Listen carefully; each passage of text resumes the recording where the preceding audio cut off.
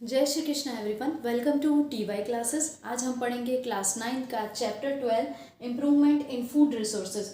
Plants के अंदर development के बारे में स्टडी कर ली थी। अब हम बात करेंगे एनिमल हस्बेंड्री। एनिमल के हस्बैंड नहीं है। ओके, तो animal husbandry it means animals की केयरिंग कैसे होगी, उनका प्रोटेक्शन कैसे होगा, उनका इनकी ब्रीड्स में इम्प्रूवमेंट किस तरीके से होगा, इनका मैनेजमेंट किस तरीके से होगा, ये सारे हम एनिमल हस्बेंड्री में पढ़ेंगे। तो it means animal husbandry is what, it is the overall development growth of animal, यानी साइंटिफिक मैनेजमेंट जितना भी एनिमल का हो रहा है, उनकी लाइव स्टॉक का लार्ज स्केल में, तो ये क्या कहलाता है, एनिमल हस्बेंड्री। अब अगर बात करें उसमें इंक्लूड्स क्या क्या होता है, उनमें फीडिंग इंक्लूड होती है।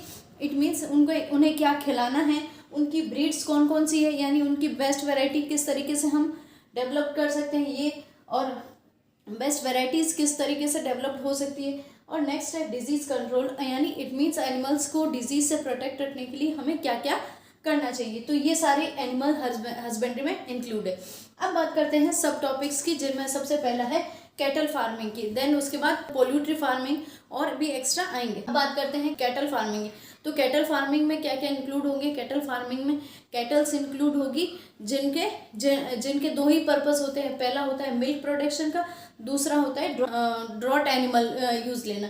इट मीन्स यहाँ क्या पर्पस क्या है, अगर जो मिल्क प्रोड्यूसिंग एनिमल्स हैं तो उनको क्या बोलते हैं, डेयरी एनिमल्स बोलते हैं। जैसे गाय भैंस हो गई, तो ये क्या है, डेयरी एनिमल्स। अब ड्रॉट लेबर क्या है कि ड्रॉट लेबर क्या होता है कि एग्रीकल्चर पर्पस के हिसाब से इनको यूज़ लिया जाता है। It means they are called draught animal. Draught animals क्यों कहते हैं, क्योंकि हम ये क्या करते हैं, जैसे खेतों में जितने भी काम होते हैं, बुआई का, हल जोतने का, तो ये सारे जो होते हैं वो किस में इंक्लूड होते हैं, ड्रॉट एनिमल्स में इंक्लूड होते हैं। अब बात करते हैं कि इनका मेन जो पर्पस होता है तो वो क्या होता है, डेवलपमेंट करना। इट मीन्स यहाँ पर्पस क्या हो रहा है कि यहाँ मिल्क कंडीशन के लिए भी है ना एनिमल्स को डेवलप किया जाता है, और ड्रॉट कंडीशंस के एग्रीकल्चर पर्पस के हिसाब से भी एनिमल्स को डेवलप किया जाता है। बात करेंगे लैक्टेशन पीरियड की। तो लैक्टेशन पीरियड क्या होता है, that is the period of milk production, यानी एनिमल्स के बेबी होने के बाद जिस टाइम तक मिल्क प्रोडक्शन चलता रहता है, उस पीरियड को बोलते हैं लैक्टेशन पीरियड।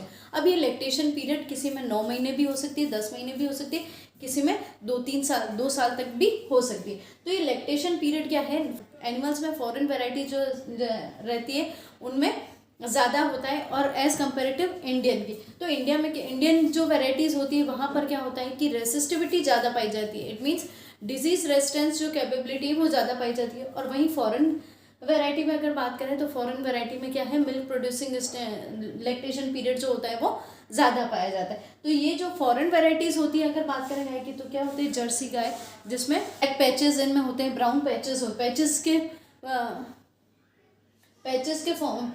ऊपर पैचेस होते हैं। तो ये क्या होती है, ये फॉरेन की वैराइटीज़ होती है। अगर बात करें इंडियन वैरायटी, तो इंडियन वैरायटी में इंक्लूड होती है रेड सिंधी और सहीवाल।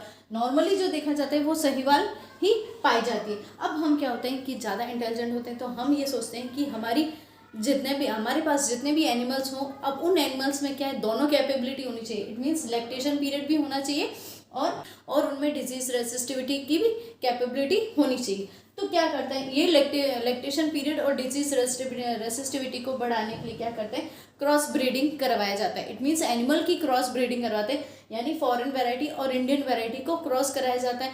और जो एनिमल आते हैं उस क्रॉस ब्रीडिंग से उनमें दोनों क्वालिटीज़ पाई जाती है। It means they have maximum lactation period and high disease resistibility. तो यहाँ जो क्रॉस ब्रीडिंग करवा रहे हैं, क्रॉस ब्रीडिंग क्यों करवा रहे हैं, क्योंकि हमें इम्प्रूवमेंट चाहिए। एंड इट मीन्स यहाँ क्या कर रहे हैं हम कि एनिमल हस्बेंड्री में क्या कर रहे हैं कि हम हमारी वैरायटीज़ जो हमारे पास जो एनिमल की वैरायटी है हमें इंक्रीज कर रहे हैं, चाहे अपने बेनिफिट के लिए क्या कर रहे हैं, अपने बेनिफिट के लिए क्या कर रहे हैं, क्वालिटीज़ में इम्प्रूवमेंट कर रहे हैं। That quality is improved by cross breeding.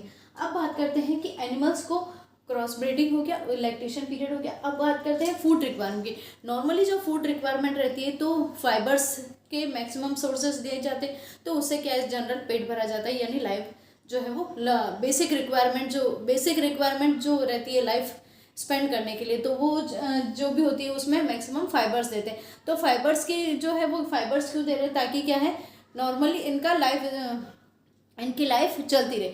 लेकिन मिल्क की प्रोडक्टिविटी को इंक्रीज करना है, इट मीन्स तो हम क्या करेंगे उसे ज़्यादा, इट मीन्स अगर हमें मिल्क की प्रोडक्टिविटी अगर इंक्रीज करनी है तो हमें फूड और प्रॉपर न्यूट्रिशन भी हमें एनिमल्स को देना होगा। तो फूड और न्यूट्रिशन को देने के लिए क्या करते हैं, मिल्क की मैक्सिमम मिल्क की रिक्वायरमेंट के लिए क्वालिटी गुड होनी चाहिए मिल्क की रिक्वायरमेंट। तो उसके लिए क्या करते हैं, फूड की रिक्वायरमेंट जो होती है वो यानी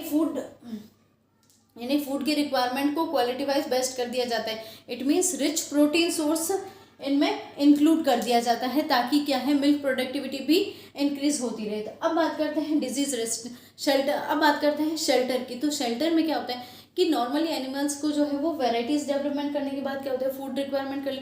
अब जहाँ पर हमें वेराइटीज़ इंक्रीज करने के लिए अब यहाँ क्या करते हैं, शेल्टर प्रॉपर क्लीनिंग होना चाहिए, प्रॉपर क्लीन होना चाहिए, ड्राई होना चाहिए, और टाइम टू टाइम क्या है, टाइम टू टाइम जितने भी एनिमल्स होते हैं उन्हें प्रॉपर क्लीनिंग करनी चाहिए, वॉश करना चाहिए, उन्हें हेयर्स जो होते हैं वो उनके प्रॉपर तरीके से रिमूव करना चाहिए, और time to time doctors consult भी करना चाहिए, ताकि क्या है वो डिजीज़ रेसिस्टेंट रहे।